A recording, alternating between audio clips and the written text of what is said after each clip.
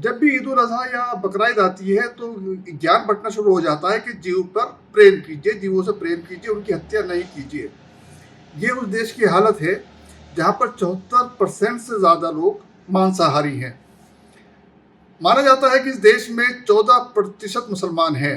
हम ये मान लेते हैं कि सब 14% सभी मांसाहारी हैं, हालांकि सभी मांसाहारी नहीं हैं। उनमें भी मेरी पत्नी खुद शाकाहारी है, लेकिन हम मान लेते हैं कि 14 के 14% मांसाहारी हैं। वैसे हालांकि कहा जाता है कि 20% मुसलमान इस देश में, चलिए हम 20% मान लेते हैं कि देश में 20% मुसलमान हैं और सब मांसाहारी हैं। ये जो 54% लोग हैं बाकी, ये कौन लोग हैं? ये वो लोग हैं जिनकी वजह से शहरों में chicken corner, mutton biryani, mutton korma की दुकानें आबाद हैं। और आप ये भी सोचिए कि आखिर क्यों होली के दिन मटन शॉर्ट हो जाता है और महंगा भी बिकने लगता है। तो उसको कोई तो खाता होगा, वो 54% ही हैं उसमें जो खाते होंगे। दूसरा ये कि अगर हम ये मान लें कि मांसाहार बुरा है तो इस पर पूरी तरह से प्रतिबंध लगा देना चाहिए। ज़रा गूगल कीजिए और पता करिए कि जिनके बूचड़ खाने हैं बड़े, अल नूर, अल कबीर जैसे नामों से, वो क्या करते हैं, वो किनके हैं और वो क्या करते हैं। उनका मीट एक्सपोर्ट होता है बाहर, जिससे बहुत अच्छी खासी मुद्रा, विदेशी मुद्रा हमारे देश में आती है।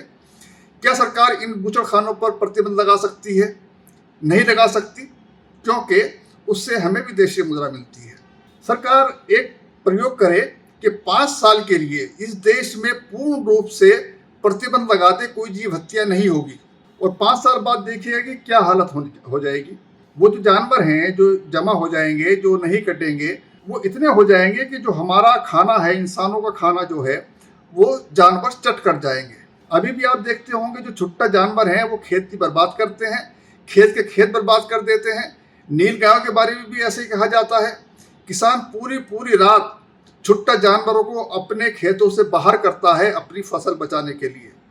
और अगर पूर्ण रूप से इस पर प्रतिबंध लग जाएगा जीव हत्या पर, तो क्या हालत होगी आप इसका अंदाज़ा लगा सकते हैं।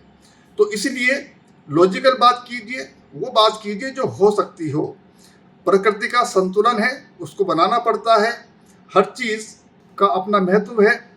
अगर समुद्र में बड़ी मछली छोटी मछली को नहीं खाएगी तो सोचिए क्या होगा।